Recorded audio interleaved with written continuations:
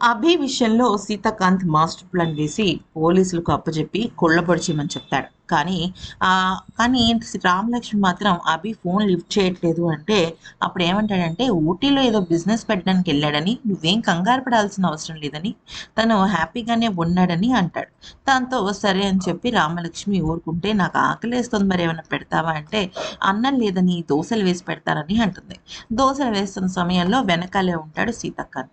ఈలోపు రామలక్ష్మి తన బుగ్గకి పిండి అంటించుకుంటే, పిండి అంటింది తుడుచుకో రామలక్ష్మి అంటే, ఆ పిండిని ఇంకాస్త పెద్దగా చేసేస్తుందనమాట.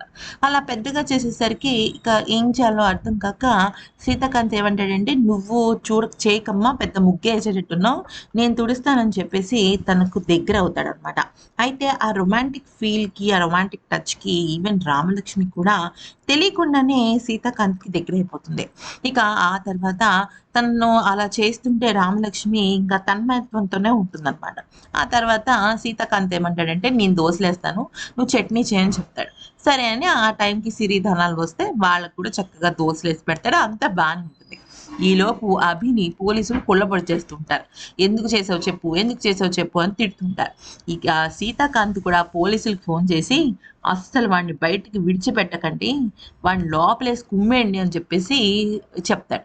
కానీ ఈలోపు ఈ శ్రీలత, సందీప్‌లిద్దరూ రామలక్ష్మి, సీతాకాంతుల గుట్టు బయటపడాలి అంటే అభి పోలీసుల దగ్గర ఉంటే కష్టం అని చెప్పేసి ఏం చేస్తారంటే రామలక్ష్మికి ఫోన్ చేసి, "నీ బాయ్ ఫ్రెండ్ అభిని పోలీసులు అరెస్ట్ చేశారని వెళ్లి కాపాడుకోమని" అన్నోన్ నంబర్ నుంచి చేసి ఆ రామలక్ష్మికి బెదిరించేసరికి సీతాకాంత్ దగ్గరికెళ్ళి ఇలాగ అభి అరెస్ట్ అయ్యాడని చెప్పడంతో సీతాకాంత్ షాక్ అవుతాడు. "అసలు రామలక్ష్మికి ఎలా తెలిసింది" అని అంటాడు. ఈలోపు "నువ్వేం కంగారు పడకని, అదేదో ఫేక్ కాల్ అయి ఉంటుంది" అన్నా కూడా రామలక్ష్మి నమ్మకుండా ఏదో ఒక రకంగా అభి జాడ తెలియాలి అని పట్టుబడుతుంది. మరి సీతాకాంత్ ఏం చేస్తాడో చూడాలి.